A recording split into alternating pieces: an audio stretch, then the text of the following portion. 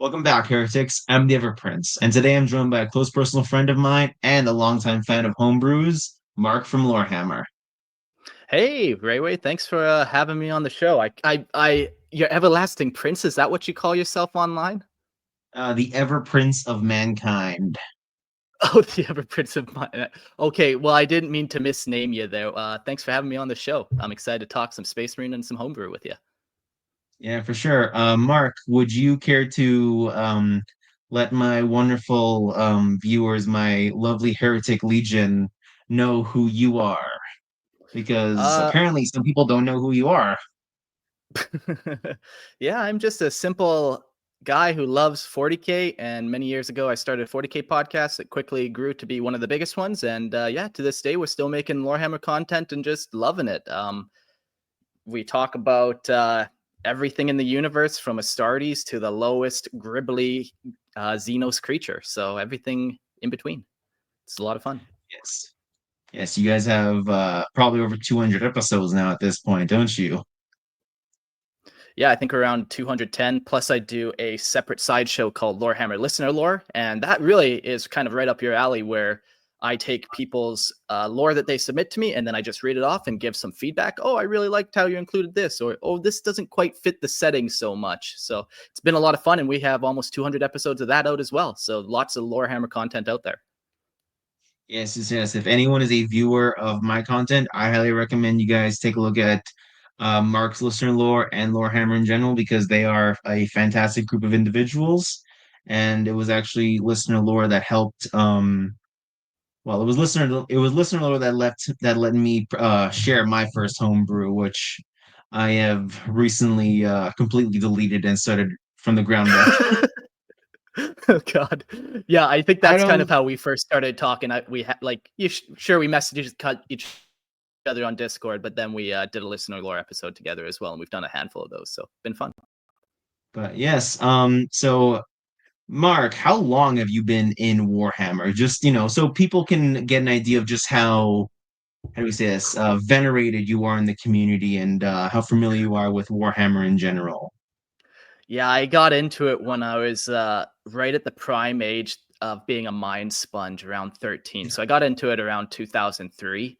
And now I'm 34. And every day I do something Warhammer related, whether it's reading another codex or book, or just scrolling Lexicanum articles, or just scrolling through Reddit, man. I feel like I've been absorbed in it and I haven't looked back. Lots of other people are pretty jack of all trades when it comes to, oh, I also like Star Wars and I also like this. And I'm just like, give me that grim dark. That's all I need. That's all I need in my Yeah, I life. am very much the same way. It quickly became my personality after learning about it. Yeah, yeah, man. And it's hard not to. It's such a cool way to kind of explore different themes of humanity or just explore different avenues of thought and philosophy. So even though it seems like just a childlike game where you're playing with toy soldiers, it can go as deep as you want it to go, really. Yeah, it can also have like incredibly emotional like connections. Like the amount of 4K books I've read where I've actually grown very attached to the characters and actually had like I don't want to say visceral reactions, but I will say that there are some deaths in some of the books that have hit me pretty hard, particularly the end and the death volume 3. There was a death near the end of the book that still sticks with me and is still pissing me off to this day. No, rip to the dead. Oh, honor fallen. Yeah, man. 40K is great like that. They get you all attached to a character and you know he's gonna die. You're just holding your breath, and then they survive one book. You're like, oh, thank God. And then book two comes out, and you're like, damn it, I know he's not gonna survive this one. And typically he doesn't. But that's the nice part about the Grim Dark. It's always another book and always another character to fall in love with. Yes, I honestly love that about Warhammer is that you can go as deep as you want, but no matter how far you go, there's always something more to learn. There's always something more to like fall in love with. Yeah.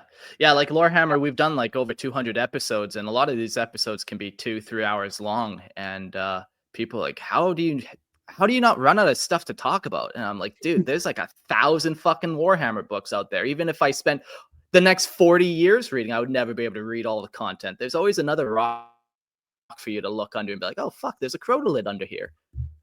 They're crotalids.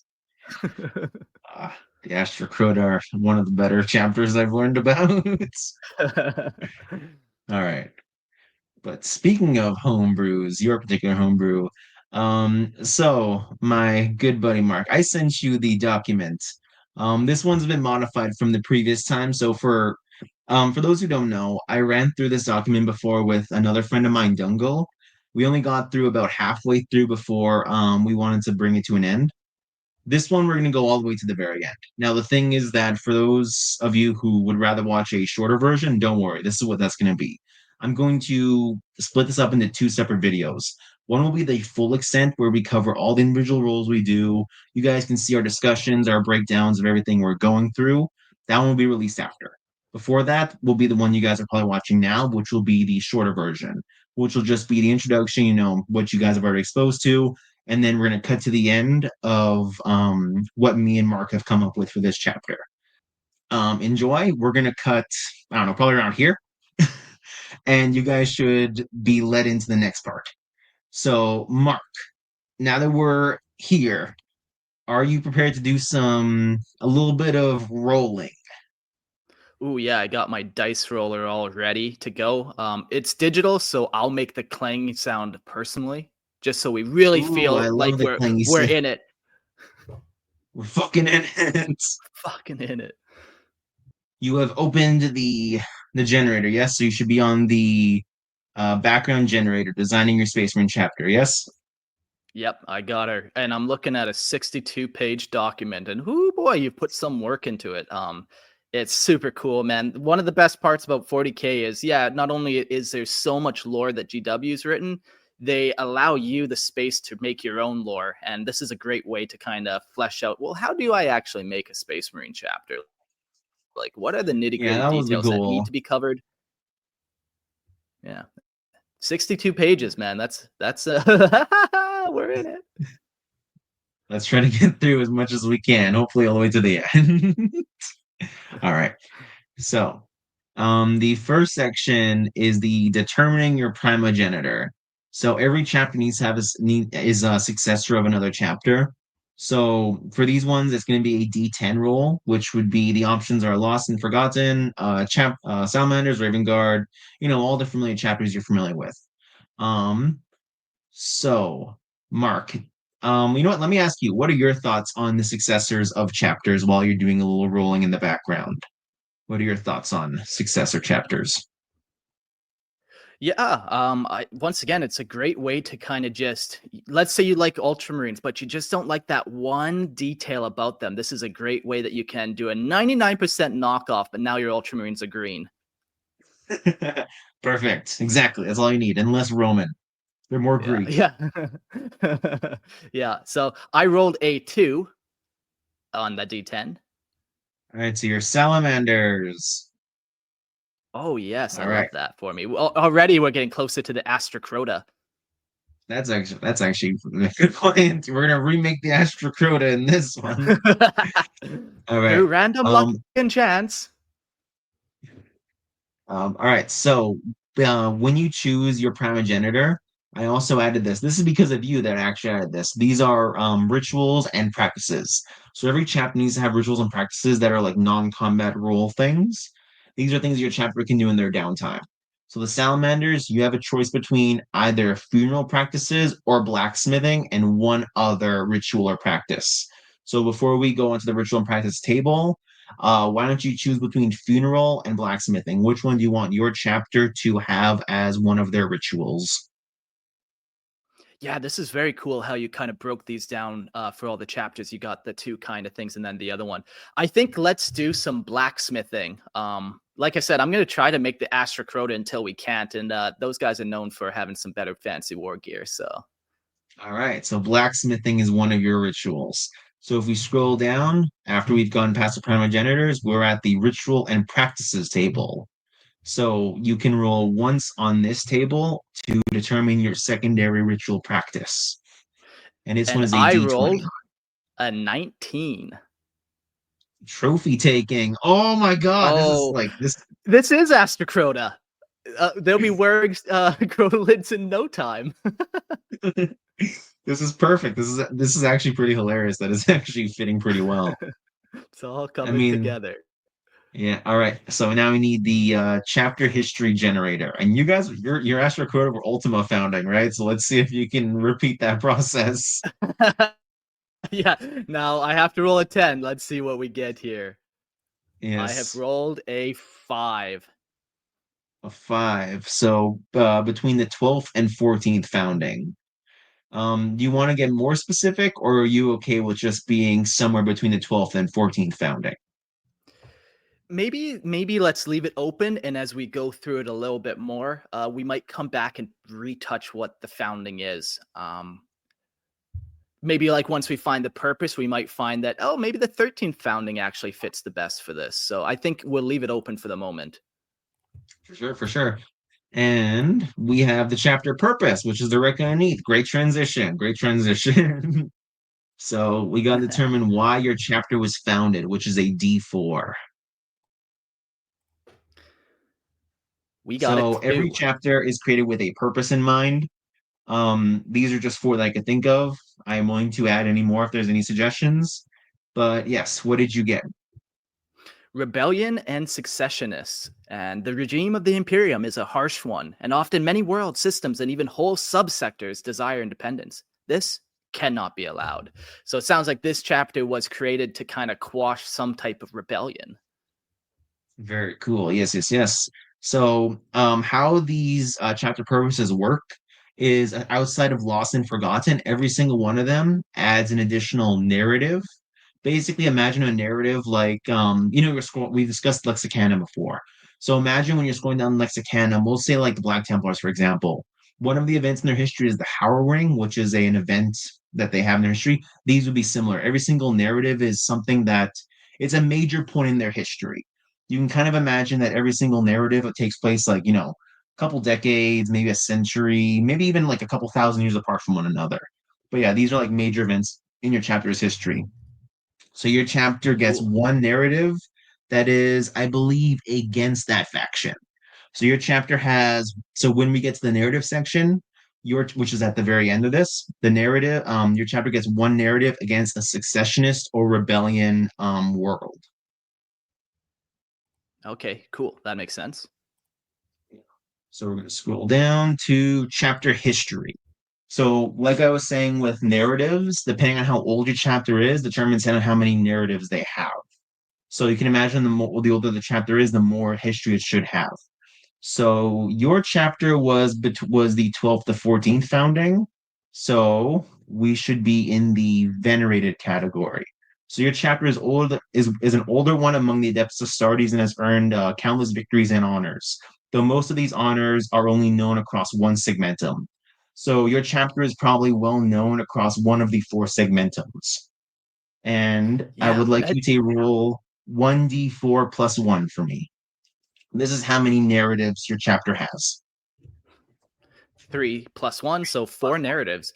And maybe Cool. we'll just jump back to the founding real quick.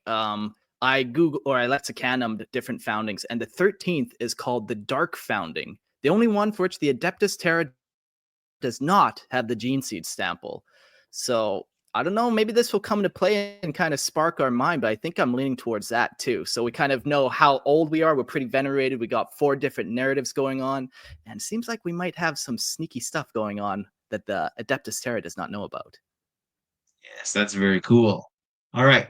So now we're going to roll down to the chapter doctrine. So these are the types of combat your chapter is really good at. So there's three sections to this. The first is the scale of the event. So we got minoris, majoris, and absolutis. Minoris level events are continental events. So, like let's say, for example, Space Marines came to Earth and they want to take over America. Okay, well, that would be a minoris event. A majoris event would be the entire planet. So again, Space Marines arrive on Earth. They want to take over all of Earth. And then Absolutus would be the entire solar system. So Space Marine Legion shows up and takes the entire system. Okay. So I need to roll a d6 now, Yes, to determine what type of and scale your chapter specializes in. I rolled a 3, so major. All right, so your chapter is good at taking planets. Okay, And cool. then you got to roll a d6 to determine if your chapter is good at skirmish combat, defensive combat, or aggressor combat. Skirmish is basically where both sides are the aggressors. Defense is obviously, as the name implies, you're the defender defending against an attacker, and then aggressor is you are the attacker going against the defender. Yeah, so I rolled aggressor, so very aggressive chapter, and then it says I need to roll one more time Yeah, on a another d6 to D6 kind of determine really.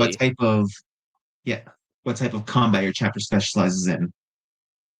Nice. So I got aggressors and crusaders that like to do planetary kind of conflict. So your chapter specializes in crusading and taking systems. Very nice. I like um, that. I, I should also add, when we get to narratives, the narratives are a mini game in and of themselves. So when we create narratives, we have to roll what type of threat level it is, what type of combat, like if you're the attacker, defender, skirmisher, and then what type of those are. And for every single one of those criteria that match your combat doctrine, you get a +1 to the result. So let's say you're doing a Majoris level defensive campaign, you get a +1 to the result. But if you were to say do a Majoris aggressor crusade narrative, you get +3 to the result. I see. Okay. Yeah. Yeah. Cool. Yes, yes, yes. All right, now we gotta determine your chapter's starting position in the galaxy. So I only allow for 4 segmentums. I didn't want to include the segmentum solar because like it is a segmentum, but it's not a segmentum with a lot of narrative importance, in my opinion. Now I'm willing to like concede, like let people argue against it, but in my opinion, I don't want to count the segmentum solar. Yeah. I could argue against that. It's the most secure of all the galaxies. So, and it's also the smallest kind of, but yeah, I can kind of see it. I'm sure a lot of it's already been founded. There's not a lot of new stuff happening. It's the closest to Terra. So, there's been 10,000 years of history in this area. So maybe what you got to do, and this is just thinking, like if you get earlier on in your founding, maybe you open up the option to be founded in the solar segmentum. But if you're like the 24th founding, like there's no way you're going to be in the soul system or the soul Yeah, there's segment. no room. There's no more room at that point. History has progressed past you. But ultimately, yeah, no, I think I roll a d12 and we'll figure out where in the galaxy I am. 5. The segmentum obscurus. So this Ooh, is with the Eye of Terror is kind of the big feature of that. It's the northern segmentum. So very cool. yes. Lots I of also think it's rebellion the there, I'm most sure. dangerous. I think it's the most Yeah. dangerous on average as well. Yeah, and especially too with the Cicatrix Maledictum opening up where the Imperium Nihilus is on kind of that northern half. So I'd probably fall into that category of away from the Emperor's Light and just fighting chaos and fighting Xenos and fighting heretics. Yes, it actually is interesting that you mentioned the Cicatrix Maledictum. I don't have that in these roles, unfortunately. However, I do have plans to create expansions for this random roles generator to The like, 62 pages needs 89 pages we need 100 at least. at least. Hey, look, if I'm gonna be totally honest, I have like 3 or 4 expansions already planned. One of them adds like a bunch of other factions and other possible roles, but like I'm not gonna overstuff myself. So yes. Now when it comes to determining, we have to get a little bit more specific because now we know the segmentum, which is one of the 4. But what about where you are in that segmentum? Well, we have to determine our sector.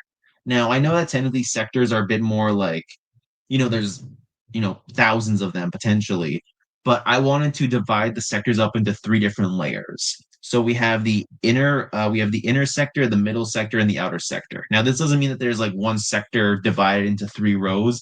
It's just that your sector exists in one of these 3 layers of the segmentum. So the Yeah. inner sectors are those closest to Terra. The middle are those about midway through, and then outer is obviously those furthest from Terra. And I Yeah. actually have a secondary map of the galaxy that breaks up the segmentums into their 3 layers. Yeah, this is like a good rough guide to it. You know, the segmentums, they are not always perfectly spherical like you've drawn out, but like roughly this is probably how it would work out. Yeah, so I rolled a 1, which means I'm in that inner segmentum, which I think all this random chance is really building up the lore for my guys where they're an earlier founding chapter, so yeah, they're probably closer to the homeland and stuff, and they like growing crusading, and they're fighting some type of rebellion that's happening. Well, it also makes sense they fight rebellions and they're near the Eye of Terror. So I mean, it's pretty thematic and topical. Yeah, I like it. Yes, yes. So each sector is made up of, potentially thousands or not thousands, potentially hundreds of subsectors, and each one of those subsectors are like their own like individual culture. Um, so depending on how close your sector is to the Eye of Terror, not the Eye of Terror, the fucking thing of the Eye of Terror now. Depending on how close your sector is to the segmentum solar, the more sectors, no, sorry, the more subsectors that would be inside your sector. So the idea is that the further you are from Terra, the less planets or the less systems that you have to reach out for. So the further you are from it, the less support you have. But the closer you are, the more support you are.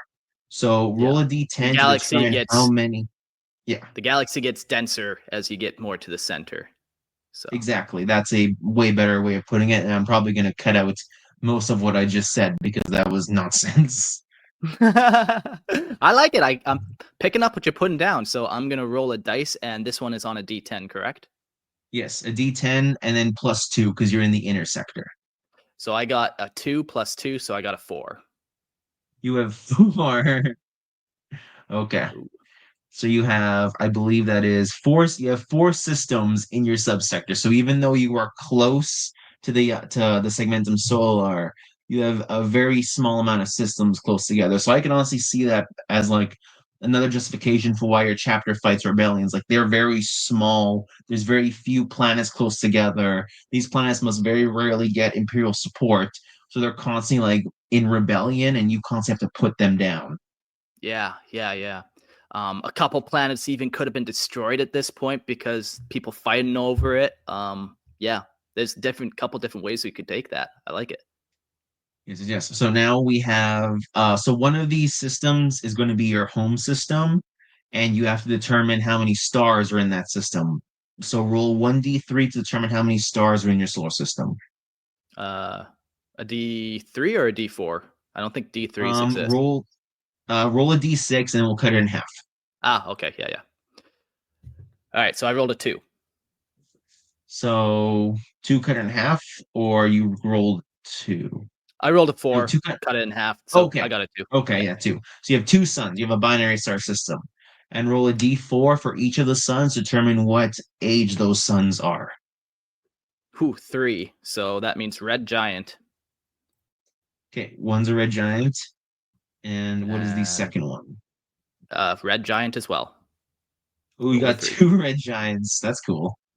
I mean, that makes sense. Your salamanders. Salamanders have a higher was it melachromin or whatever they're called? They have a higher their melachromin organ is stronger, so it makes sense you'd be in a system with like an intense amount of radiation. Yeah, they're able to withstand it just that much better. Yeah. All right. So we gotta design your chapter. And it is important to determine if your chapter has a home world or if they just operate within the solar system. So I want you to roll a d10, and if your chapter gets either, and if your roll is either a 1 or a 10, your chapter is fleet based. If it's between a 2 and an 8, your chapter has a home world. I rolled a 3. So your chapter has a home world. Now we got to determine how your chapter views this home world. So roll a d10 for me, and we'll see what your chapter's opinions are on their home world. 8. Eight. An 8 is a place of some value. So your chapter kind of they view the planet as like, it's important, but it's not like they don't have any aspirations of improving the world beyond it, besides like your job is you live on this world and that's just what it is. Like whatever. It Yeah. doesn't matter if It the seems world is like it like might just be a recruiting world essentially. And yeah, if you fuck with my recruitment, then I'm going to come after you. But beyond that, don't really care what happens there. Just make sure yeah, everything's good. exactly. Yeah. Cool. And does your chapter recruit from this world? For numerous reasons, a chapter might not recruit from it, like they don't find the planet worthy of it or whatever. This is for you to decide after we do the planet generator. Ideally, you'd want to say, yeah, I want to recruit from it, so you can go through the entire planet generator and just agree with it Yeah, to I avoid think I want to altogether. But recruit from it. yeah, all right. So your planet is going to recruit from it, and we got to do the planet's generator. So, during your sons, we got to determine how many planets are in your system. So roll a d, no, roll three d4s plus one, and that's how many planets are in your system. 3d4, so I rolled a 1, and a 2, so 4 altogether. You have four planets in your system. Good enough for me. And at least one of them is habitable. Although, you know what? Roll a d4 for me and roll a d4 minus one, and that's how many habitable planets are in your system. And if you uh, were like, sorry, go ahead. yeah, I rolled a 2 minus 1, so only one of those planets is actually habitable. Okay, yeah. And I was gonna say that like don't worry if you get like a zero because the minimum you can have is one. But like let's say you were like a lunatic and you got four, so all four of your planets were habitable, and you wanted to go through the effort of, going through this planetary generator for all four, go ahead. I'm not gonna stop you, but we're not doing that today. Only one planet matters to my people, my Astartes. Exactly. All right, now roll a d6 to determine what kind of geography your planet has. So is your planet an ocean world, a tropical world, a barren world, ice world, moon, or a death world? And I rolled a 4, so an ice world. An ice world. All right, now you get a unique feature for your planet, which is a roll d4. And these are unique, unique trait your planet has. Yeah, like you wrote Deep Winter, Global Aurora, Thin Ice, and Kings of the Tundra. And I rolled a Yeah. 1 for Deep Winter. So I'm assuming this planet just has these. Oh, God, is this Canada? Did you just spawn Canada on me?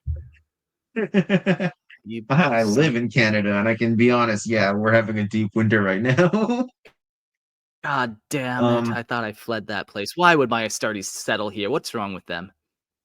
It's funny No because wonder they're they don't really salamanders, care about this. which are fire-based creatures. Their whole purpose is to try to melt all the ice with their flamers on this planet. They get it one day.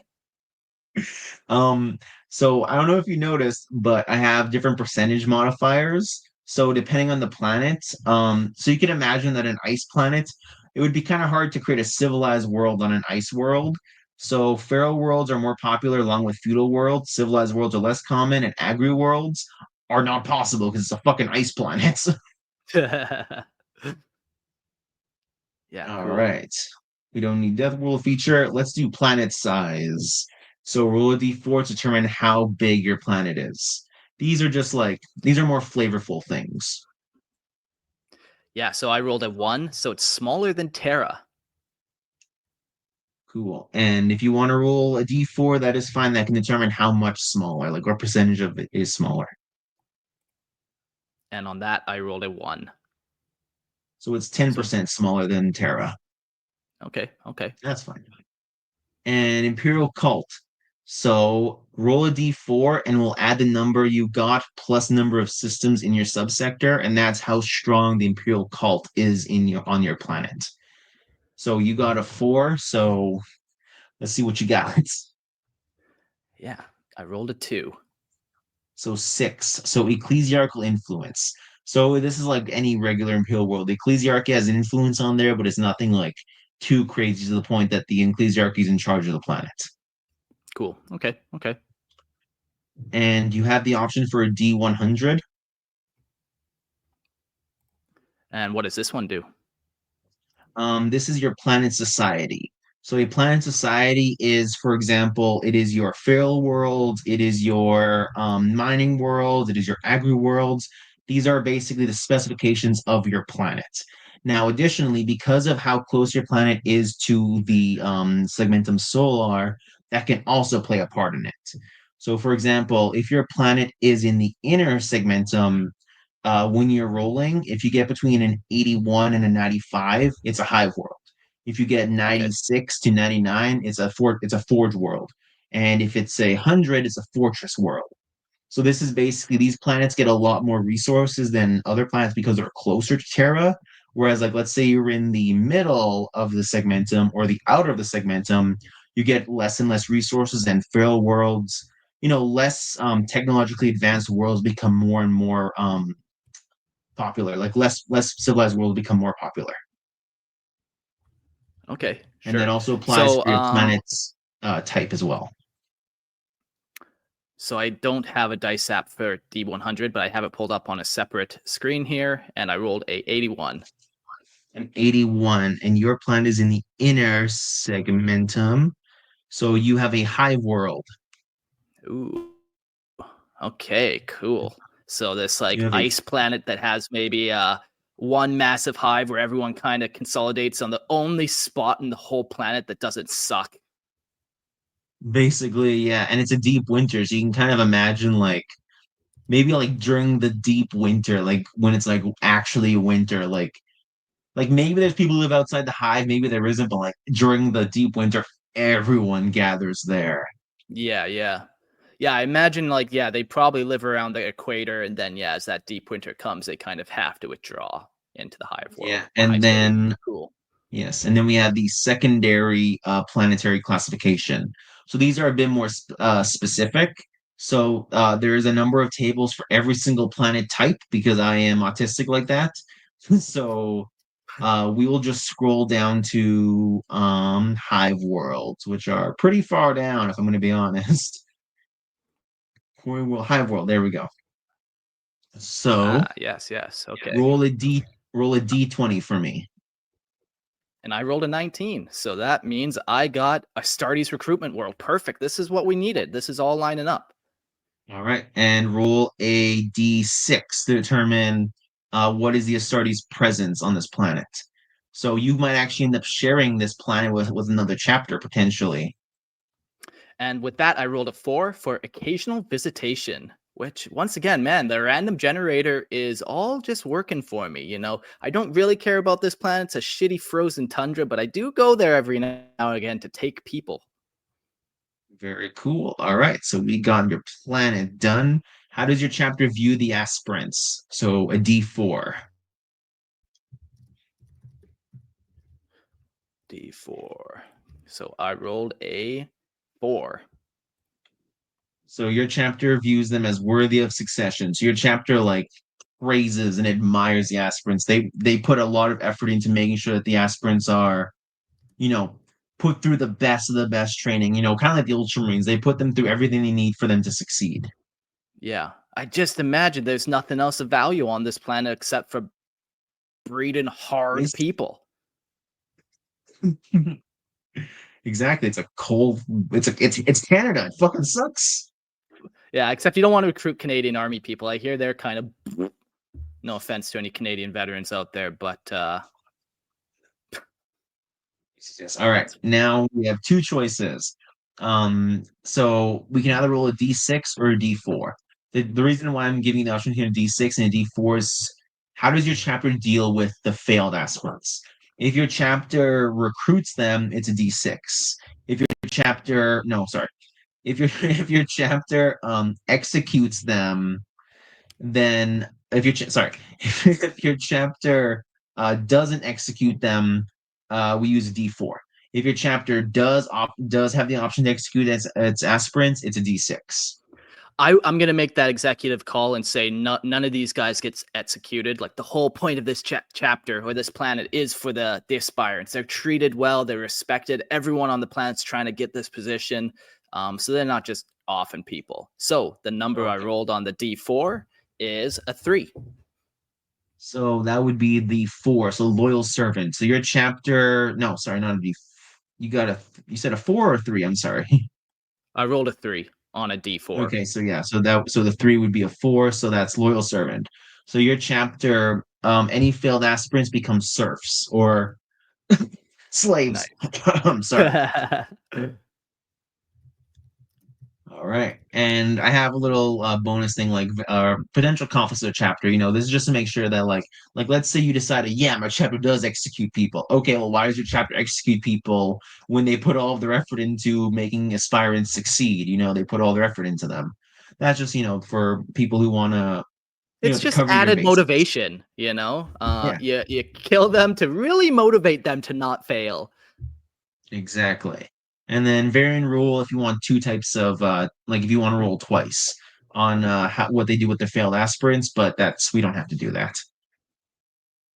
All right. Hmm. So this is where we get a little bit codex non-compliant. This is the designing new positions and units. So I have four options we can choose from. We have the venerating an existing rule option, which is we take a rule that exists in the chapter and we basically make it into a veteran rule, or we make a veteran version of it. Then we have the Yeah, okay. rearmed and reloaded, which is basically we take a position within the chapter's hierarchy and we equip them with a unique type of armor or equipment, and then we have to justify why that unit uses that type of equipment. Then we I have see. hybridization and specialization, which is where we combined two units together and then it creates a wholly new unit. Cool, like the Space Wolves, Chaplain, and Apothecary, for example. Exactly. That Cool. is like a lot of these I took from existing chapters, like the Dark Angels for the Rearmed and Reloaded. The Space Wolves was, yes, hybridization and specialization. And then the Venerated and existing rule is from the actually Horus Heresy. There was a lot of rules, there was a lot of units in the Horus Heresy game that are literally just a veteran unit. Like this is a veteran jump pack. Yeah, yeah. Cool. Um, okay, so I need to roll a d4 then? You can decide. This one is an option. You can pick any of these three for you to choose from.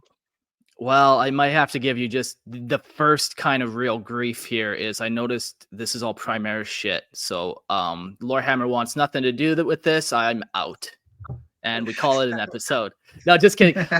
I would love to see a firstborn option for this, especially for like I'm a 12th founding chapter, man. I would like the option to not be a fucking Primaris Marine, but also at the No, same I time, let's do just go agree. with it. So I'm going to choose. I like the idea of having some type of veteran unit. Are my tactical Marines the veterans? But I think I want to go that route. So For sure. Basically for the firstborn, I do have an idea for firstborn. The problem with firstborn is they really only have two units. Like nowadays only have two, but before they had a bit more. But really the only units they had was tactical marines and then assault marines. Assault marines are jump packs, and then devastator marines. And then they had the vanguard veteran marines, which were just regular marines equipped with like special weapons. And while those options, like while I could have easily done that because it would have just been an easy like roll a d6. Oh, and of course the biker units. That was oh, one of you're the reasons missing why I so chose. much stuff. Oh, my sweet summer child, born in 8th edition, where he only knows Primaris Marines. But that's fine. That's fine. We'll go I with don't it. only know Primaris. Hey, if you remember the first time we talked, I said, and I quote, fuck Primaris Marines. End quote. End Okay, quote. so I should roll a d6 first to determine if it's a battle line, close support, or heavy support that becomes the veteran. Yes. And on that, I rolled a 3. So the close support, and now it gives an option of 12 different options: assault, assault, intercessors, jump, assault, intercessors, inceptors, reavers, incursors, and outriders. All very cool options. So this is rolling a d12, I said. Yes. So my veteran unit is reavers, a bunch of spooky, scary boys. Boo! Gotcha. Fucking that. Okay. You know what? Let's restart this debate. Are Reavers scary? Uh, all Space Marines are scary, first of all. So yes. So what does putting a skull on their face do? Uh, that's a great question. This is what I always wonder about Primaris Marines, but once again, I'm trying not to. I'm just trying to go with it. Okay, you know what, Mark? Because I love you, you're a good friend. I will make a firstborn version just for you. It'll be an exclusive Oh, version just for you. oh, thank God I can sleep well at night knowing I'm in the ranks of firstborn. All right, so your chapter has veteran re so your chapter so basically your chapter would use Reavers, but you also have a veteran version of Reavers. So, terror troops that are made out of your veterans. Now we can make as many roles as we want. My personal opinion is if you have like 1 to 2, you're still Codex compliant, 3 to 4, Codex semi-compliant, then 5 or more is your Codex non-compliant. But I would honestly say we just limit it to like maybe 2 if you want like 2 unique units just to I, I limit really time. like I really like trying to drive home a very specific theme, and I feel like if I add too many more, I'm gonna lose a little bit of that. Because with Reavers, man, I picture these crusading Reavers that just land on the planet, wipe out a bunch of shit, and everyone's like, "Oh fuck, what just happened there?" So let's leave it at just Reavers. That works for me. Okay, with that. All right. So exactly, Man, I just want you to don't want to say, like break the narrative of your faction. no, I like dialing it in very specific, but I just Oh, yes. want to say about all these notes, man. I'm loving it all. You've put so much work into all of this, and I don't know where people can find this document. I'm sure you have it linked in your show notes or whatever, but definitely go check it out. It's super cool, the amount of different options and variety, and there's a bunch of flavor text too for all this stuff. So while we're just kind of rolling dice and saying the main stuff that we're rolling, there's so much here that's really just getting my mind racing. Yes, I am honest. Like I don't have it linked. I will not. Okay. For this one, I don't have it released yet. My plan is to, after this episode records or after a follow-up video with Dungle, I will then make this available for everyone. I will probably release it on Discord, not Discord, on Reddit. So keep an eye out for that. Or I might have the idea to let some of my subscribers get an early look at this, but no guarantees on that just yet. Remind me when we get to Dungle's second episode. But right now, I'm keeping this. I'm not saying I'm keeping it secret because like I'm releasing it and everything, but like I don't consider it a finished product yet because like I'm not finished fully, in my opinion. It still needs like okay. If I'm gonna be totally honest, it's done. I just need to do some corrections, some quick grammar corrections, and I want Dungle's chapter to have a part 2. After that, I will gladly release this into the wild. If there's calls for expansions, I will gladly put the expansions into motion and go from there. But right Yeah, man, now, this deserves to see the light of day. It deserves it, man. It's killer. thank you very much. And we got to go to the chapter armory generator. I have a secret and optional variant, but we're not going to cover that right now. That's not something we need to worry about for like another way to further diversify your chapter. But again, that's not necessary. Cool. All right. So the chapter armory. So we got to roll to determine your chapter's fleet, basically. So how many And battle bars does your chapter have? You got to roll a d4 -1. I rolled a 4 -1, so I got 3 battle barges. Which nice, big fleet. Perfect for crusading and just pulling up on planets and going, boo! Gotcha. Yes, if I remember correctly, a battle barge can contain like 300 Marines, Yeah, even yeah, though they have a exactly. crew of like 10,000. Battle All barge. right. Cool. Now, do 2d6 for your strike cruisers. And I rolled a 10, collective 10. You have 10 strike cruisers. Interesting. You have a huge fleet. I thought Dungle's fleet was massive. Okay. And then Yeah, 3d8 for escort ships. Oh, go I ahead. don't want to like call into account your numbers a little bit, but I think that 2d6 might be a little bit off, but this is your fucking generator. Because all of a sudden you could have a lot like, but fuck it, whatever. Sorry, I did not hear you. You kind of cut out a little bit. Sorry about that, Mark. I would almost change that 2d6 to a d10. Because you could get a lot of stuff all of a sudden. On average, you're rolling a 7 on 2d6. And Yeah. that's a pretty big fleet in and of itself. But that's neither here nor there. I don't want to call into account your numbers here. No, no worries. I do agree. I did originally change the battle barge. Originally, the battle barge was literally just straight up 1v4. And I was like, I did Yeah. not like having the option of like four battle barges because that's already Yeah, I massive have more enough. battle barges than the Ultramarines. In the battle, Ultramarines have two, so you have like one more than they do. So like, Yeah. no, I do And agree. I then could probably change numbers. this was like the only number that I'm like, oh, that one's getting a little crazy. And maybe this is just my critiquing so many homebrews on Lorehammer listener lore.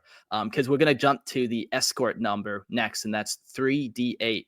And all of a sudden that could be a huge number of escort ships. But let's see what I roll. A 3, a Um, 5, and a 4 for a total of 12. Yes. So just some justification, just like not justification. Well, basically, I actually base these numbers on the Dark Angels and the who else? Dark Angels and one other of the main chapters.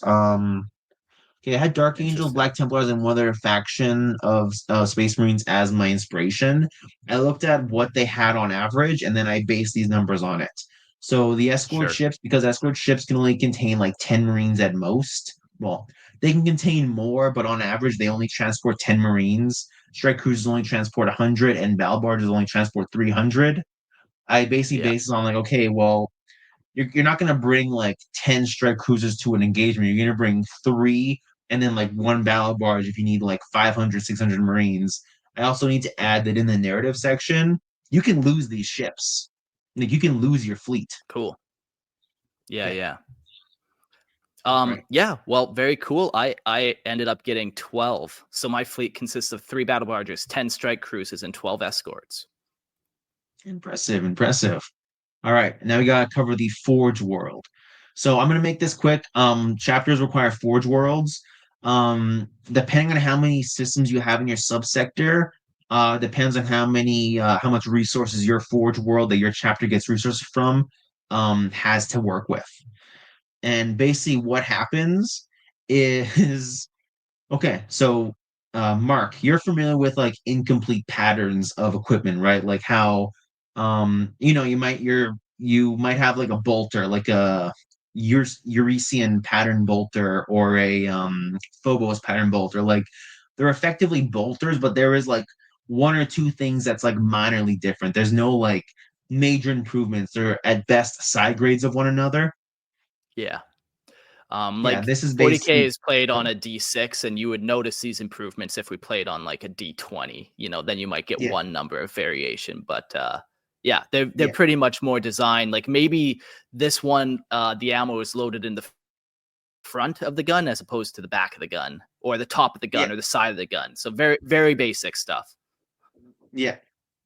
And so, depending on how many systems within your subsector, that's how much resources your planet has. So, we're going to go to the equipment table, which is below this section, like a good amount below the section. And we're going to roll, and we basically roll in that table to determine what equipment your chapter has that is either an incomplete pattern or a variant pattern. So, a variant Cool. pattern is, like you said, it loads to the side, it loads to the bottom, it loads to the top. An incomplete pattern is it's a straight up a deficient or an inefficient version of the basic version, but for whatever reason your chapter chooses to use the incomplete version because either it's more efficient to manufacture, it's all they have access to, or for there could be any justification you want to give for why Sure. your chapter uses an incomplete pattern of weapon or equipment. Yeah. So I have 2 systems, so that means I'm going to be rolling 2d12 to determine what I am getting. I think you have four. Don't you have four systems? I wrote down I have 4 subsectors, maybe? No. Okay, yeah, that's what you have. That's what I meant. Sorry. You have four. Yeah, you have Oh, four okay. systems. It's meant to be some. You have four systems in your subsector. Okay, okay, okay. So then I roll a couple more. Um, then I roll. Your chapter has one incomplete pattern of equipment. Yeah. Okay. So So we will go down past chapter relics to equipment section of the relic section. Can you find that? Yes, it's a D12. Sorry, you were right. yeah. All right. Okay. So and I rolled a 3. You rolled a 3, so ranged weapon. So what type of ranged weapon do you have a incomplete pattern of? And you have to roll a d20. D10. Oh, D20. Okay. D20. 1. So bolt weapons. And then we can be even more Okay. specific for what type of bolt weapon you have an incomplete version of. But we can either stop at bolt weapons or we can just be like really anal and be like, I have an incomplete absolver bolt pistol. Yeah, let's get specific because I don't want all my bolt weapons to be fucking fucked. So on that, I rolled a 3, which means bolt carbines. So my specialty guys are reavers, and they use incomplete bolt carbines, which is perfect for them. That actually is pretty cool, actually. Honestly, like the incomplete version is just they're inferior in some ways. It could just be they have inferior range to normal bolt carbines, which are already have short range. So these guys just get in and just fucking like oozy you to the face. All of them are incomplete because they tried to use them as clubs and they broke all of them. Fuck. They just smack them a couple times. Just take this. All right. Cool. All right, and we got. Oh, I should also mention if your chapter is fleet based, you automatically have one system. If your chapter is on a forge world, which is an option, you can have your chapter homeworld be a forge world if you roll properly. Then you automatically get 16 systems, which is the highest possible roll. So Cool. how you start can all like depending on what plan you start on can also affect your forge world pattern options. All right. And now we Cool. can go on to the chapter relic section. So every chapter starts with one free relic, and at the end of every narrative, you get one additional relic. And if you win, you get a second relic and an artifact, potentially. Cool. So does that make So sense? yeah. So I'm rolling a d6 to figure out what I got, and I rolled a 6, and that is used to defeat an enemy. Yes. So you have to determine what type of relic that is. So it will be an equipment. So then I go back up to roll a d20 to determine if it's ranged or melee or whatever. Yes. Okay. This is very well laid out too. It's pretty easy to follow where you have to go, and like all the dice are pretty clear. So once again, good job on making this document. So on my dice roll, I rolled 11, which takes us into Range weapon, one melee weapon, vehicles, I think. Is it a vehicle? Yeah, it would be vehicle because it would be equipment in general. yeah, yeah. I think you're All right right. about So what that. type of vehicle? Roll a d8. And I rolled a 6. A Thunderhawk. Ooh, So your Thunderhawk chapter relics. so your chapter has a Thunderhawk relic that was used to defeat an enemy. And you use it and yeah, it was used to defeat a great enemy, right? Yeah, defeated. Used to defeat an enemy. Yeah. Cool. Sweet. So this basically allows you to this is my way of creating a narrative on around the relic. So like you can kind of imagine, okay, well, my chapter fights against rebel or my chapter would use to fight against rebellions. Maybe my Thunderhawk like took out stopped a fleet from escaping or something. You know, this lets you create a story behind the relics at the same time. Yeah, I'm picturing this relic. It's the prime relic for dropping off reavers on the battlefield. So it has painted on its drop down ramp in the front of it a skull that opens Of up and then course, spits out Astartes who have skull helmets. who have skull helmets. Yeah, skulls all the way Oh my down, god, baby. they have skulls on their bolt on their bolt carbines. I'm liking it. I'm digging it. All right. So now we're at the chapter narrative section. So these, like I said, these are I'm going to repeat myself a little bit. This is the narrative section. These are lexicanum in things your chapter has. So your chapter, if I remember correctly, had four narratives, right? Was it four or five? 4 narratives. Four narratives. Okay. So when we go to narrative, you have to start with the location. So where in your sector, segmentum, or in the galaxy in general does it take place? After that, you have to determine the threat level of it and who was involved. Now, events can be anything. They can go from a horrible, tragic, a warp like a warp drive malfunction. You're like half your fleet got sent into the warp and died. Like half of it died. Now you have half your chapter missing. you know, Ah, my fleet. or I just rolled so high for that. Fuck. yeah. Oh no, I lost half my fleet. Um, So yes, so it's important to know where your event takes place. I reposted the map again so you can have an idea. And how event locations work is you have your starting third of your sector, so you would be in the inner segmentum, yes? So when you want to Yep. decide where your narrative takes place, you need to have one in your home sector. So you need to have one inside of your inner segmentum of the segmentum obscurus. And then for every one event you have in your own sector, like your own third of the segmentum, you can set another one in one of the adjacent segmentums. I see. So, for Okay. example, you have one in the. Oh, sorry. Go ahead, Mark. You do it. It would probably be better if you do it. Oh no, I was just agreeing with you, like just saying, yeah, no, I'm following you. This is making sense. Yes. Sorry. No, it's okay. I just wasn't sure. I just wasn't sure if it was making sense because it makes sense in my mind, but I want to make sure that it's clear enough that you can understand. It's not overwhelming. Yeah, no, it's very nice. Like the way you've set this up is like I'm not going to be having many conflicts or anything really happening in the Segmentum Pacificus because I'm just not there. Like it just makes sense that I'm branching out from my home world and maybe to another Yes. Segmentum, but mostly close to my sphere. Yes, yes, yes. It also adds, I do have a later option, or not option. There are some artifacts that actually let you go even further. Like one artifact is called the Celestial Map, or is it Celestial Map? Yes. It lets you go to, when you want to decide an event in an adjacent one, you can go eat one adjacent sector beyond that. So let's say you want to Okay, go in the middle segmentum, you can instead go to the outer segmentum instead. cool. All right, so I got to roll a d10 to create an event now.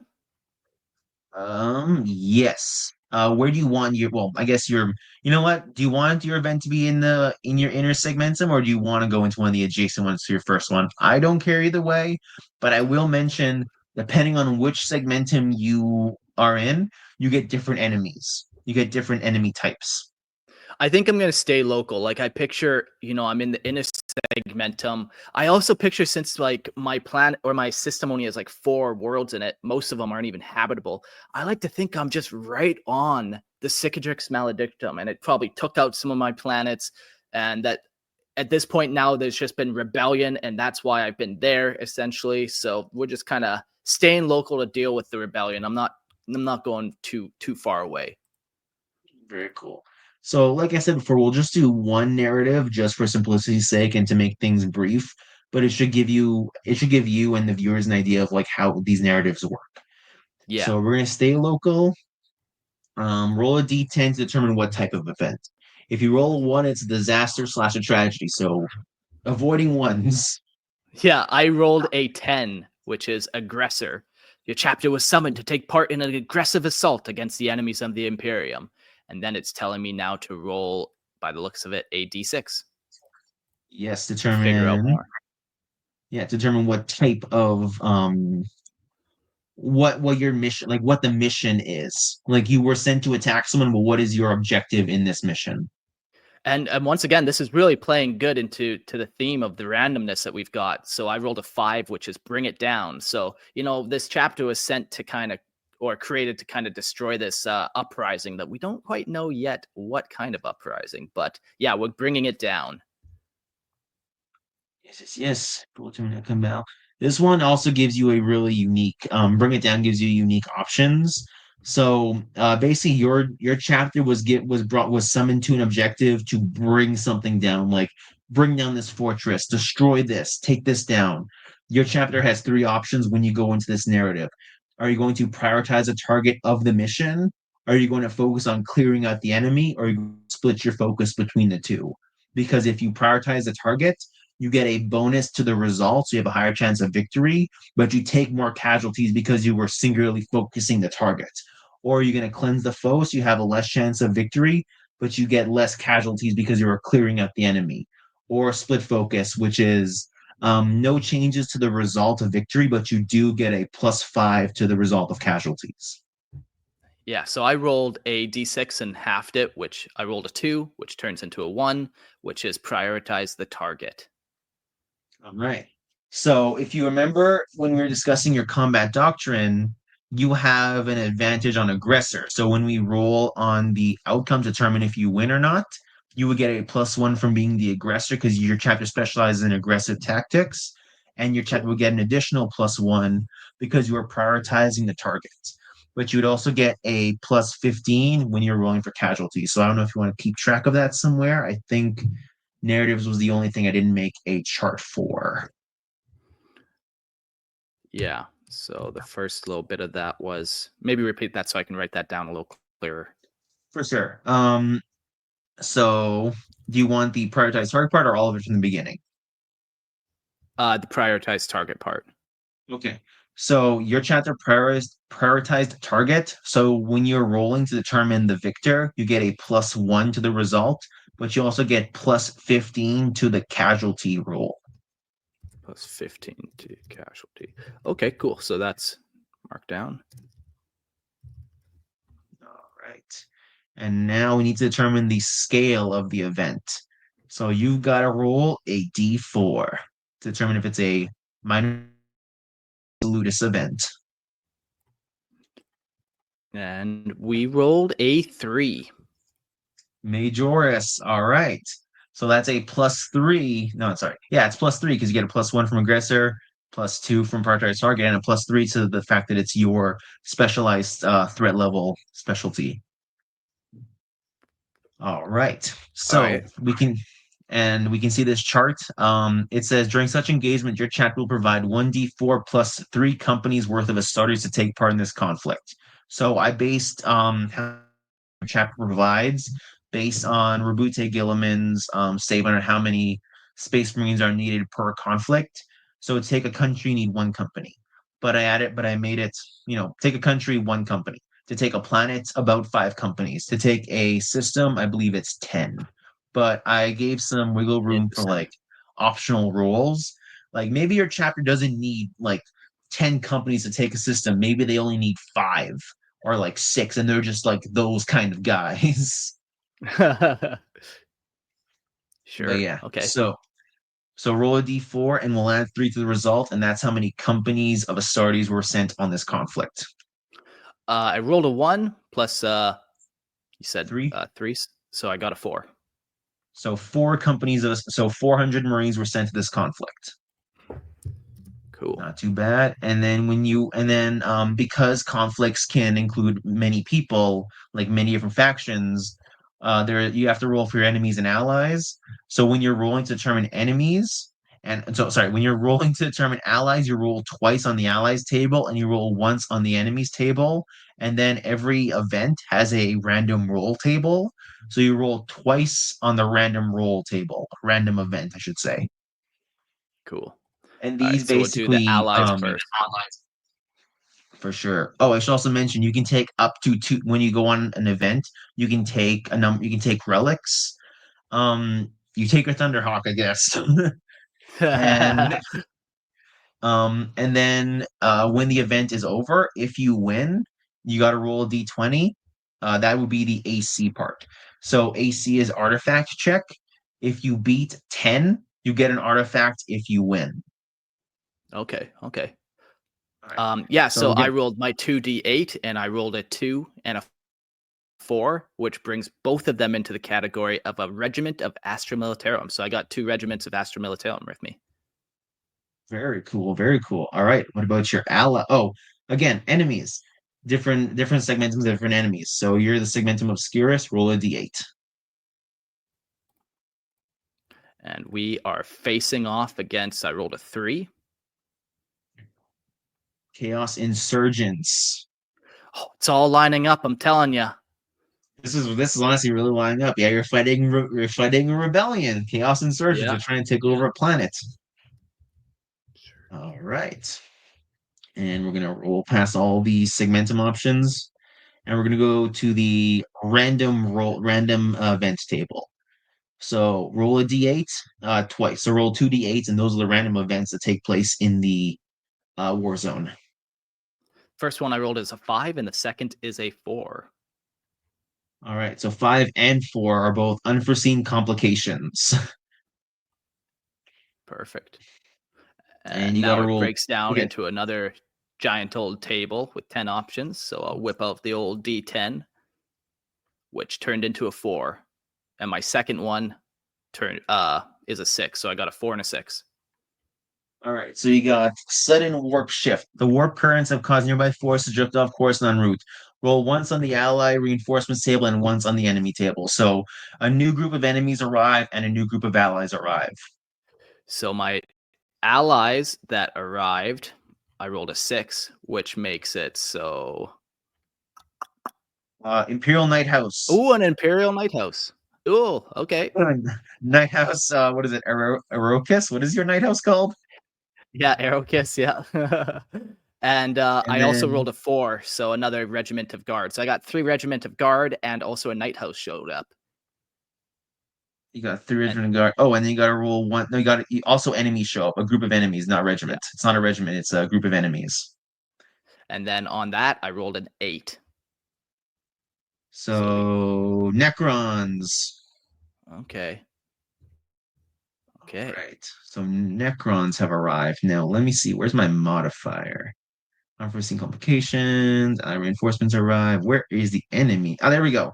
So if you will notice above on the enemy forces arrive, and below on the is it ally reinforcements? So whenever an ally shows up, you get a -5 to casualties. So that plus 15 becomes a plus 10 to your casualty roll. And then depending on the type of enemies that arrive, that can adjust the chance of victory or defeat. Okay.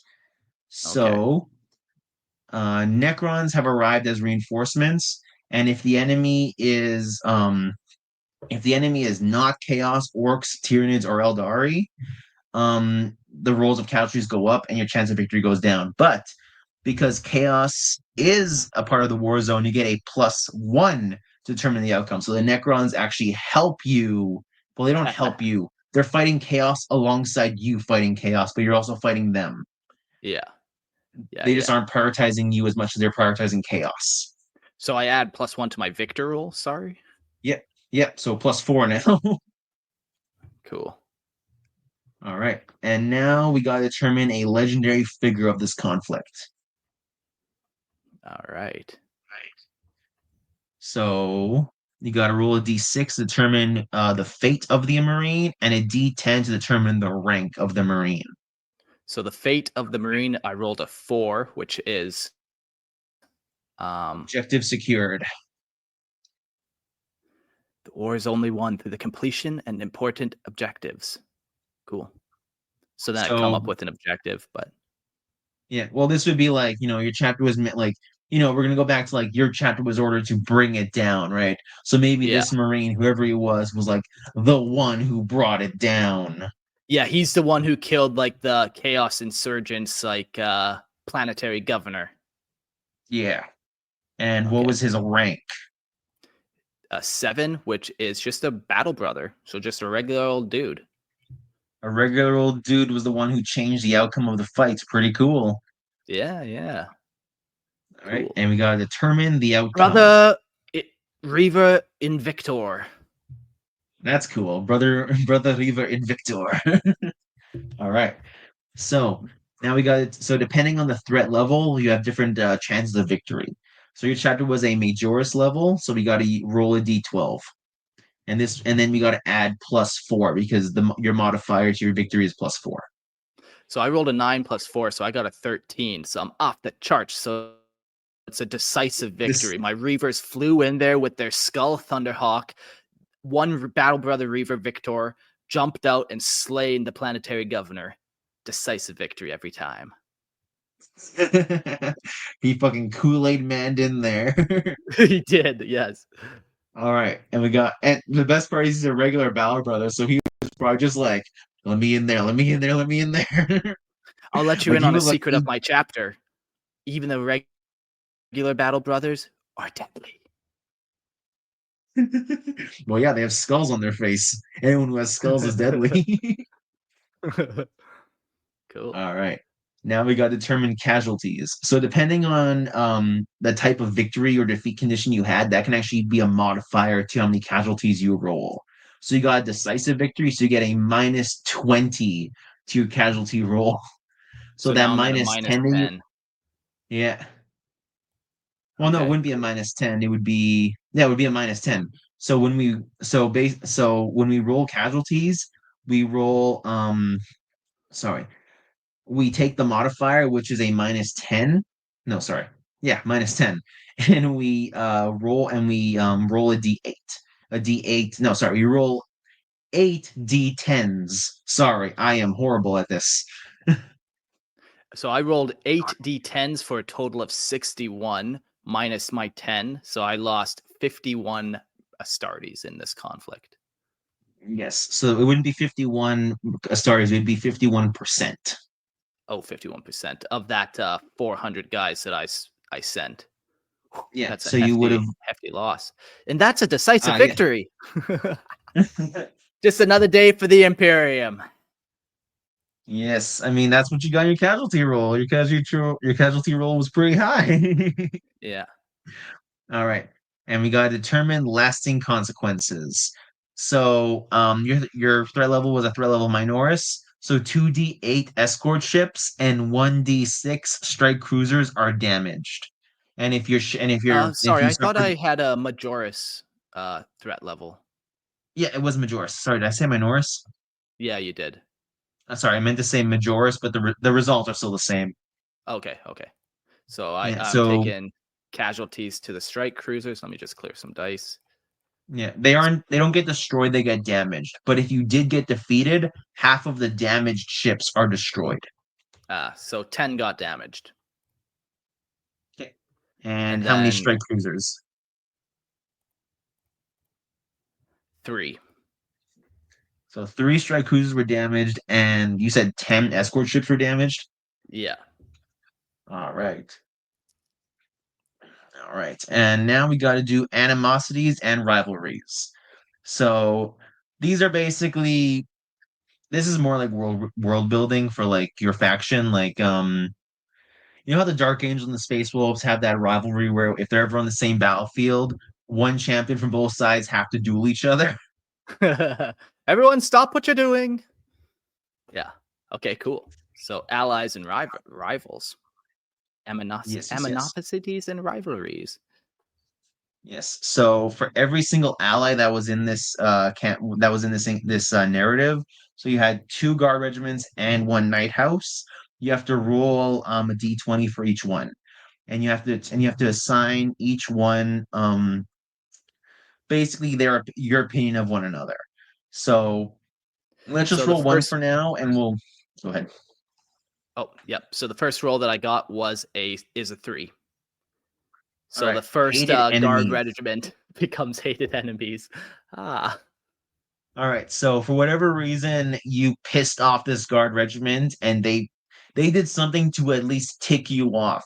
So after the engagement, you got this is basically like after the battle's over. This is how you guys ended up on. This is how you guys view each other. So you guys ended up as hated enemies. Yeah, I prioritized that target too hard. It was a decisive victory, but fuck, I did not let any of those guardsmen get the glory. Yeah. I mean, honestly, the guardsmen could have just been like artillery shelling the I don't know, hive spire that the cultist leader was on, and your guy got the kill, but then the fortress got bombed, and that's why you lost so many guys because the Oh, fucking god damn. guardsmen were too busy fucking friendly firing. I like it. I like it. Okay, well, let's see what the other regiment was up to. And I rolled a 15. So that puts me in the category of Respected. respected. Cool. I hate one, respect the other. One didn't blow me up. You guys did your job, which was not blowing me up. Cool. And then we'll And jump to the Imperial Night House and how we feel about them at the end of this campaign. And I rolled a yes. 1. Oh, so hated enemies with those knights, man. Something was happening with the guardsmen and the knights that we just didn't. Maybe I just got carried away and I killed not only the planetary governor, but also some guardsmen and knights in the meantime. Oh no. That'll happen. uh, it happens. Mistakes happen. The fog of All war right. got me. Fog of War got you. I mean, exactly. All right. So now we got to determine how you view the enemies. So these are casualties and consequences. So this is what percentage, like within the threshold of percentages, what percentage of your chapter was slain compared to what was given, and you get a basically a viewpoint on that enemy. So you said we got 51, right? Yeah. All right. So that would be a stain unworthy of life. So your chapter views the enemy with contempt, resentment, and hatred. And if your chapter ever fights this faction again, you will relish in the chance to fight them again. And your chapter gets an animosity rating of +2 to specifically Chaos Insurgents. So what animosity Okay. rating is it's basically your hatred, it's your contempt for that enemy. And animosity can actually give you benefits and disadvantages.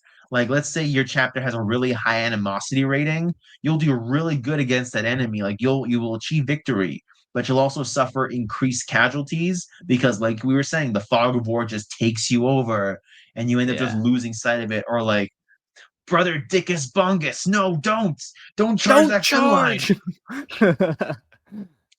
Cool. Okay. Yes. Dickus Bongus at it again. Yeah.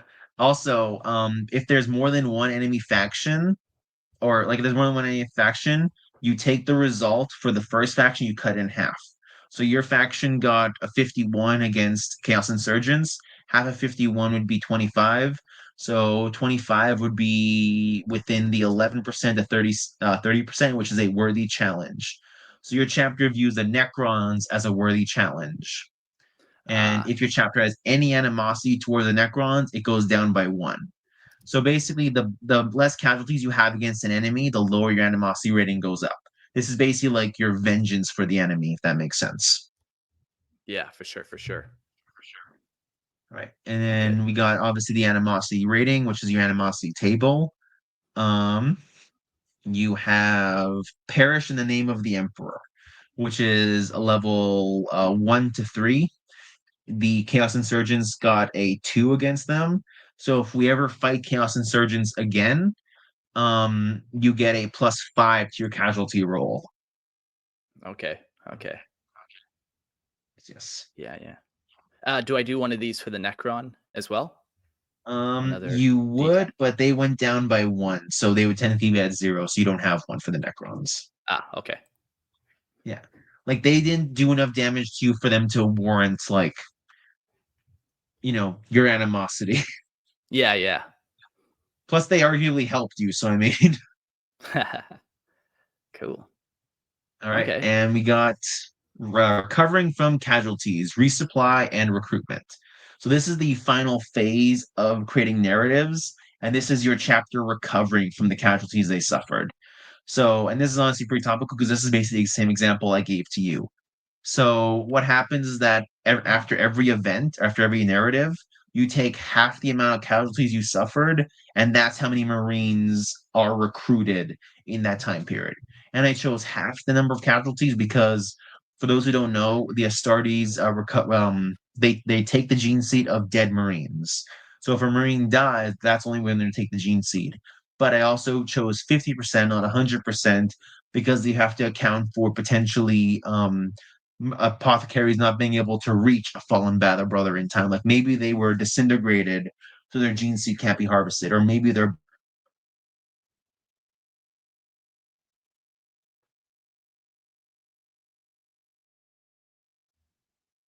add that when you win, you add an additional number of Marines proportional to the amount of victors there are. So Um, I'll this add was just based. one little bit of lore here. Like, I get what you're saying about they're only getting that 50%, but all Space Marines have two gene seeds, right? Yeah, I One know they that. Yeah, the one in their neck, the one in the neck gets taken. It gets taken as soon as it's matured. The one in the chest only gets taken when they die. The idea is that the one in their neck is the victory.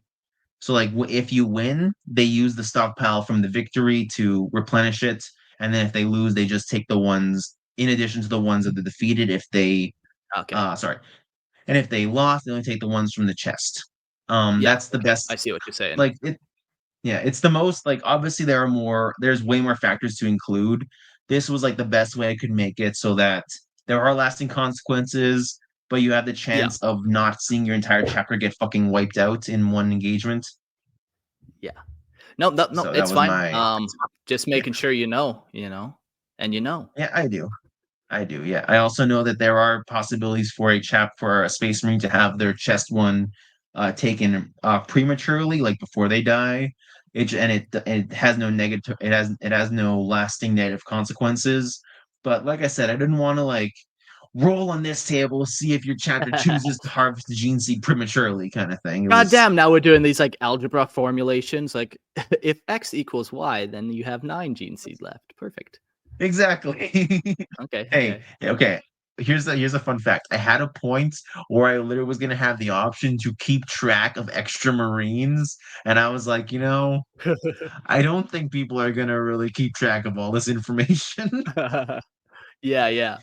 I do like this whole narrative building part that you added for sure.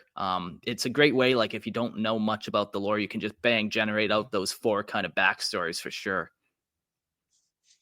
Yes. And then we have the recent. Oh yeah. Also, so your chapter sent 400. Half of them died, which is 200. So half of 200 is 100, and then of the sorry. And then you had 200 survivors, half of the survivors. So yeah, your chapter remains consistent at 1,000 Marines, if I'm doing the Cool. math right. If I'm doing the math wrong, someone correct me in the comments. All All right. right. So we are at the resupply section. And this is more of an added caveat thing. This is something just added, finalized. Basically, let's say like this is your way of getting your ships back as they're destroyed. That doesn't guarantee that you will get your ships back, but you have the chance to get ships back. Um, so when we're doing resupply, one other thing for resupply is that it also helps you add more depth to your event. So like let's say like you say you had 10 escort ships that were damaged. Let's say we suffered a defeat and like almost all of them were destroyed. Well, how would your chapter view like that one escort ship that survived? What would they view? What would they think of the last escort ship? You Sure. know, it adds some Yeah, more that's a character great to way to that. make that like a relic now of the fleet. Yeah, for sure, for sure. Yeah. So after every narrative, your fleet, any damaged ships are repaired, any damaged ships remain destroyed. However, afterwards, you can also commission the Mechanicus to supply you with additional ships. So maybe you want a bigger fleet. Maybe you want more battle barges. I do. Um, so choose I have the option to choose all three. I think that might have been too much because like I'm thinking about it now, maybe getting like like having the option to get all three might be too much. So we know what, just for balance sake, pick escort, strike cruiser, or battle barge. Which one of these types of ships do you want the Mechanicus to do you want to commission the Mechanicus to provide your chapter? I like the escort ships. Like my Reaver tactics is, I can just send 10-man Reaver squads in on a Thunderhawk and just fuck people up. Very good, very good. All right, so escort ships. So roll a d8 to determine how many your chapter is requisitioning. And I rolled an 8. Okay, so here's the problem with rolling an 8. Basically, when you roll the highest possible result, you're basically not making a demand, but you're basically saying, "Hey, you want the highest maximum capacity of this specific ship." That doesn't mean the mechanics can provide all those ships to you. And so like the Mechanicus might feel Basically, this is like, hey, we need 10,000 bolters stat. Give us 10,000 bolters. The Mechanicus might not be able to provide you with 10,000 bolters, and they might just say, like, no, we can't do that. And you're just Yeah. going to have to deal with that. So, what happens is you need to make a resupply check, an RSC. And what these are thresholds of, these are basically D&D difficulty checks, and these are proportional to the type of ship you want to requisition. So escort ships have a resupply check of 10. So what we're gonna do is maybe rolling 8 dice might be too much. We'll just roll one. So roll a d. So you have to roll one d. Normally we would roll one d20, and the result of the d20 has to be equal to or past the RSC of the type of ship you want to commission. So let's say so Yeah. again you want escort ships. You have to roll a d20 and get 10 or higher. But if you requisition the maximum number of ships possible, so for example 8 escort ships, you roll twice and you have to choose the lowest result because the Okay. Mechanicus might find your demands of having an excessive amount of ships as too much and just refuse you altogether. And that's exactly what happened on my first dice. I rolled a 1, and then I rolled the second one, which was a 14. But since I requested so many, they did not like it. They're like, "You didn't even lose any ships in this conflict. We're not giving you no more ships." Exactly. So your chapter does not gain any ships, but it also does not lose any ships. Another thing I forgot to mention is your chapter also has a chance to get an artifact, and you get one additional relic because you were victorious in the campaign. So we can go up to the relic table again for the equipment, and you can get another relic that was earned through this conflict. So I start off by rolling a d20 to see where it takes me, and I rolled a 1. So that's a ranged weapon. Um, And what type of ranged weapon? So that is a D20. and I rolled an 18. An 18 is a heavy weapon. And roll a Oh, D6 to determine what type of heavy weapon. which I rolled a 1. Missile launcher. And how was the weapon earned? So a D6 And that came out as another 1. provided as payment. So your chapter was given this relic missile launcher as a payment by either the guard regiment that your chapter is on good terms with, or maybe the planet that you saved. They gave them a relic. Or here's a fun little variant thing that I have. Oh no, no, yeah, given as payment. Your chapter was basically paid in this relic missile launcher. Yeah, the guardsmen that I hate, that blew up this whole place through ordnance, gave me one of their rockets, and they're like, "We're sorry, this is actually the one that killed 100 of your guys." Oh And no. that's another reason why I hate them so fudging much. They give you the relic as a sign of like, hey, we're sorry. And you're just like, why are you giving me the weapon that was used to kill so many of my brothers? This isn't a trophy. This is a fucking insult. That's why I hate them, though. You also have to roll to see it's an artifact. So similar to the resupply checks, you have to make a artifact check, and this one is a 10. So roll a d20, and if you get 10 or higher, you get an artifact, which is something else you have to roll for. And I rolled an 18. So you get a relic, you get an artifact relic, which is a d20, I believe, is an option. D20 is the option, I believe. Let's go with it. On that second d20, I rolled a 19. Well, the 19 on the artifacts. 19 is, oh, this is going to be interesting. Founding genetics, an ancient and long thought lost genetic sample of extremely pure and refined quality. It seemingly originates from your chapter's Primarch, or at least an incredibly ancient and respected authorities from your gene line. So Cool. now you get this relic, which is like genetic material.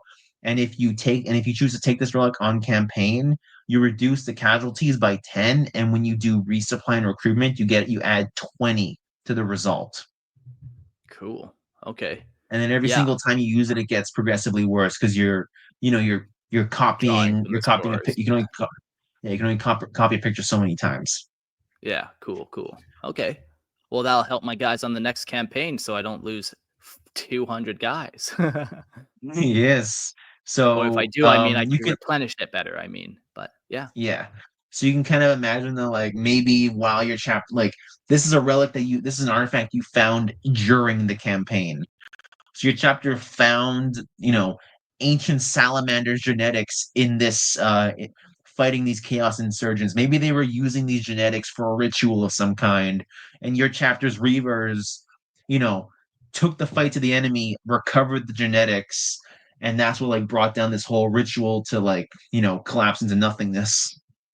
Yeah, very cool. Yeah, I'm just reading through some of these other relics, and yeah, there's a lot of cool stuff in here for sure. Yes.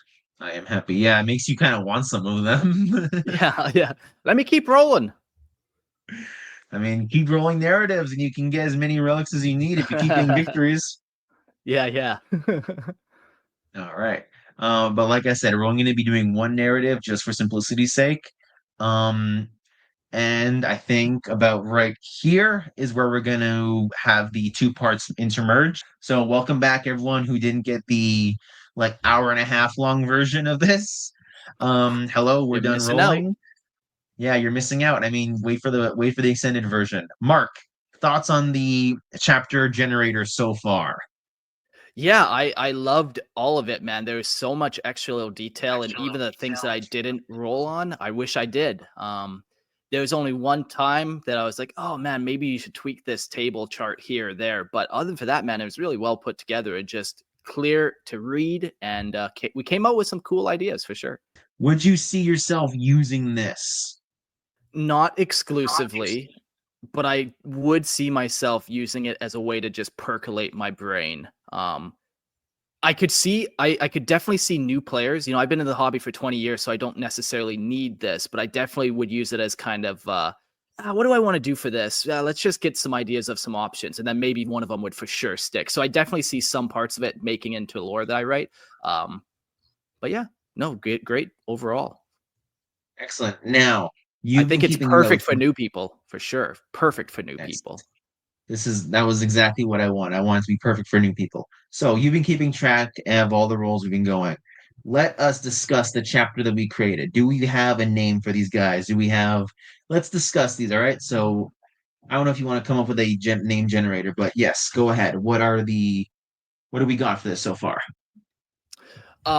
These guys are called the Astral Reavers, and I chose this name because they have veteran units of Reavers, and they got a lot of ships, so they kind of just fly around in their ships and drop Reavers down on planets to do madness. So the Astral Reavers is what I called them. Very cool. What planet are they from? Do you have a name for this planet? What kind of planet is it? Those brief overviews before you go full into detail. Canuck. The planet, the home world, is called Canuck, and it is a ice world that suffers from deep winter, and it's a pretty small place, but Very cool. very Very cool. population dense. Yes, it is a hive world. Very, very not okay place. And what was the event that what is one of the main narrative events in your chapter's history? One of the main events was the chapter was founded to break up a rebellion, and there was rebellions and successionists and chaos insurgents. So we went and we fought them, and we achieved a major victory against them. Although we lost a bunch of Astartes, we lost 200 guys, but overall, man, we were thriving. We went in there and we killed that planetary governor real quick before the whole hive fell and collapsed on us. That's where all your casualties came from. Yeah. Yeah, Goddamn I made Imperial some Guard friends and I bombing. made more enemies. What are some of these allies? I was allied with the Cadian 508th uh, Barrage Regiment, who just decided to shell the whole facility while I was engaged. There was also a Night House who took part in that shelling as well. But there was some guardsmen in the trenches with me in that planet, so they were kind of my homeboys during this event. So I hate some of them because they shelled and killed me. I lost more to my own than I did to enemies, and I made some friends. That's very cool. Very cool. I am happy that you enjoyed the creation of the narratives. I am excited to see what's going on, and the Astral Reavers sound like an impressive chapter with a long legacy. And like we discussed before, your chapter had four narratives potentially. We just covered one of them. Imagine the depth of stories we could create with your chapter just with those four Yeah. narratives. Yeah, like I feel like this was like the founding mythos of the chapter. Like this was their very first kind of engagement. This was why they were founded, to deal with this, and then we figured out what happened, and then from here, who knows where they go to and expand. Like maybe I do kind of branch out into one of the other segmentums and reach into something else, but we know what happened, and I secured the homeworld. Yes, you also got some relics on you also got some relics and what was it, brother Reaver, what was his name? Brother Victus or something? Reaver Invictus. Yes, he was the guy who slayed the planetary governor and brought peace once again to the system. And he did this by using a relic Thunderhawk that has a skull painted on the front of it. So he jumped out of that right into the spire with the planetary governor and slew him real quick. With his Uzi bolter. Yeah, yeah, his incomplete bolt carbine. Which, yeah, I don't know what's incomplete about it. Like, I haven't quite come up with that, but definitely there's something going on there that I like for sure.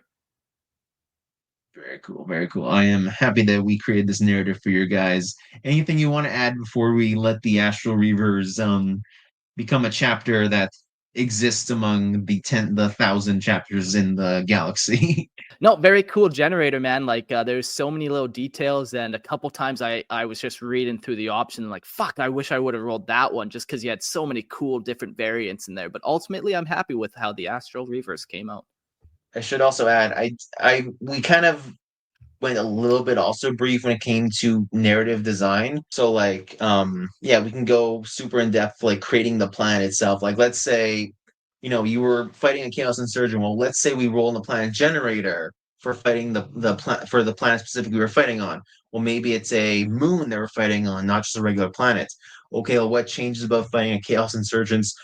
Sure. Yeah. Yeah. No. The ability to just kind of generate up random planets is very useful for sure. That was originally what the thing was. It was just a planet generator for like, oh, what planet are my guys fighting on now? A hive world. Yeah. Cool. Cool. Yes.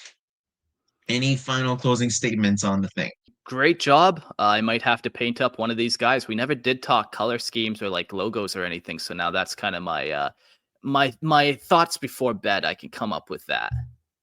Yeah, I mean, hey, message me on Discord. Let me know what the colors are. I'd be super. What's their war cry? What is their chapter motto? Oh, we didn't even cover their rituals. They have funeral practices and what was no, not funeral practice. They have blacksmithing and And hunting.